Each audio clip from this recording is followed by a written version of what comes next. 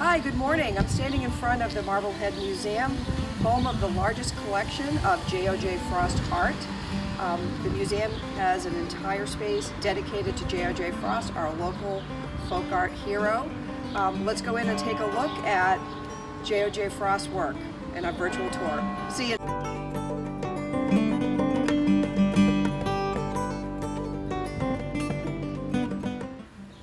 JOJ Frost called Marblehead the best place on earth to live, and once said he did not think there was ever a person who thought more of the old town and its people than he did. In 1922, at the age of 70, John Orne Johnson Frost began to paint. A storyteller who loved history, he used house paints and wood scraps to capture his boyhood memories. With no artistic training, he followed his urge to depict his beloved town of Marblehead, Massachusetts, and the fishing industry that had been its livelihood for more than 2 centuries. Today, he is considered one of the most influential folk artists, surpassing Grandma Moses and Maud Lewis in popularity. Examples of his work hang in many American museums. The Marblehead Museum holds the most extensive collection of JOJ Frost works. Current collections are in numerous institutions, including Colonial Williamsburg, Rockefeller Folk Museum, the Museum of Fine Arts Boston, and the Smithsonian American Art Museum. So how did JOJ Frost become so famous? Let's take a look at his life. Born in Marblehead on January 2, 1852, John Orne Johnson Frost lived his younger years in a small house on Front Street near Marblehead Harbor. Frost grew up listening to local fishermen and hearing their colorful stories about his hometown and their adventures on the seas. These stories would serve as a significant source of inspiration for his later artwork. At the age of 16, JOJ went to sea on a fishing vessel called Josephine, and later on the Oceana. The Oceana was nearly lost in a snowstorm, and after this experience, JOJ vowed to never go to sea again.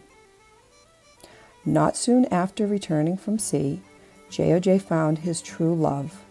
In 1873, he married Anne Lillibridge.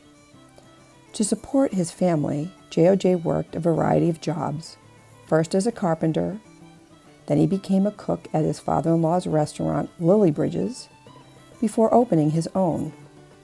Frost was famous for his clam chowder recipe.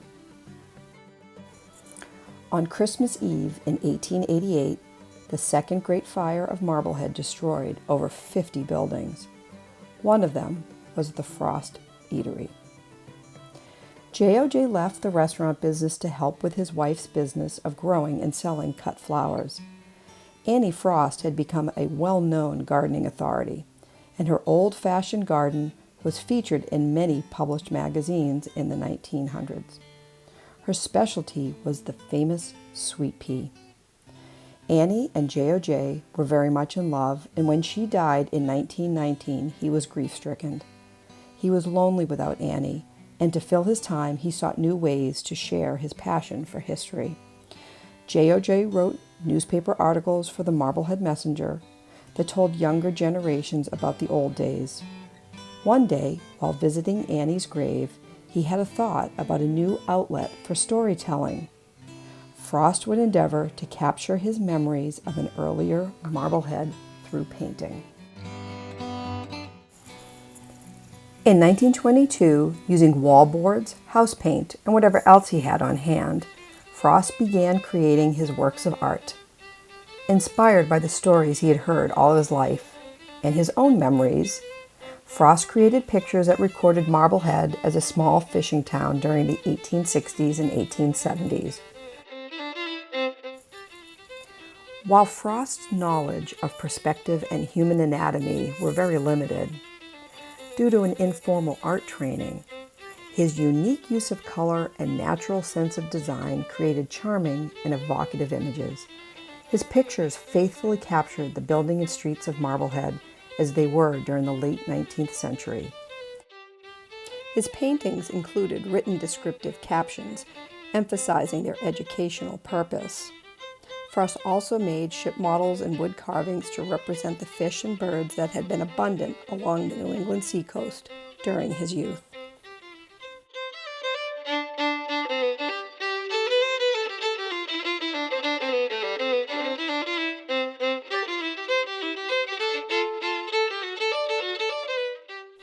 With a desire to learn, Frost would sometimes study classical art such as Winslow Homer's painting, The Fog Warning. He would look at style and composition, color and movement. Many feel this JOJ Frost painting was inspired by Homer's The Fog Warning from 1885.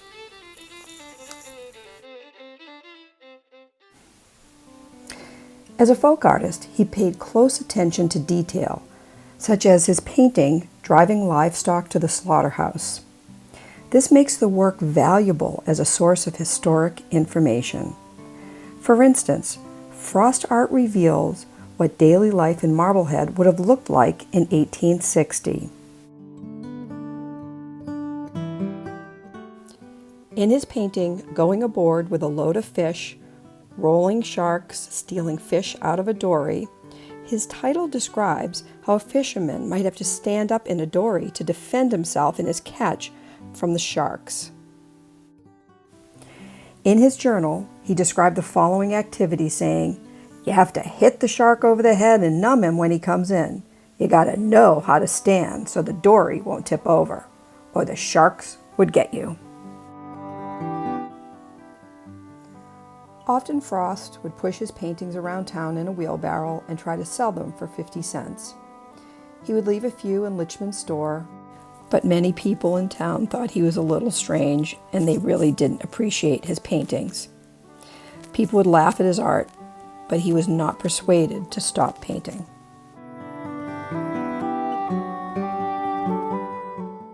In 1924, Frost built a small shed behind his house at 11 Pond Street, where for 25 cents a visitor could see his paintings, fish and bird carvings, his collection of Marblehead memorabilia, and Indian relics.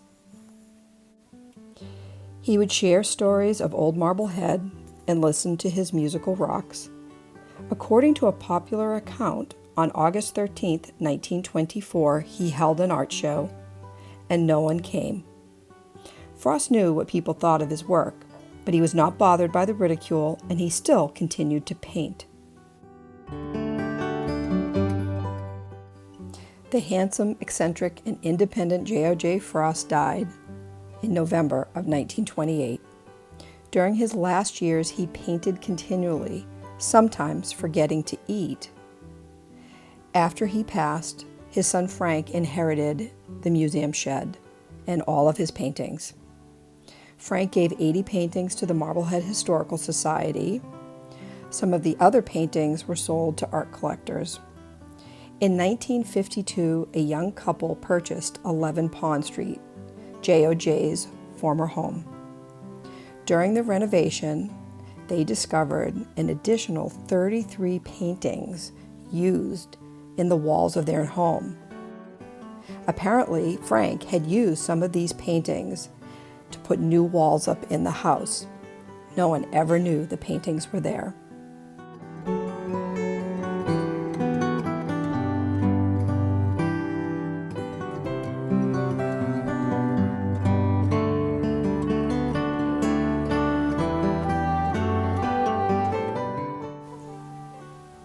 One of the paintings hidden in the wall, titled The March into Boston for Marblehead, April 16, 1861, There Shall Be No More War, sold for almost $500,000 at auction and is now on display for everyone to view at the Peabody Essex Museum.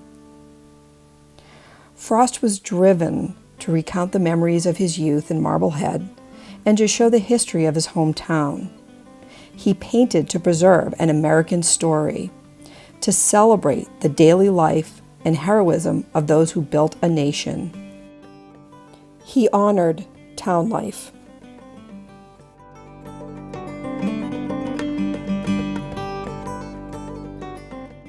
fishermen sailing to the George's bank to fish for cod,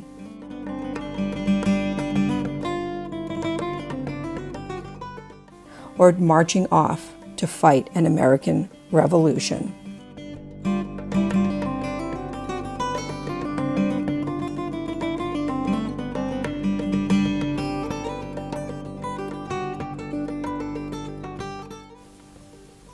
This is the story of JOJ Frost, our hometown historian, storyteller, and famed folk artist.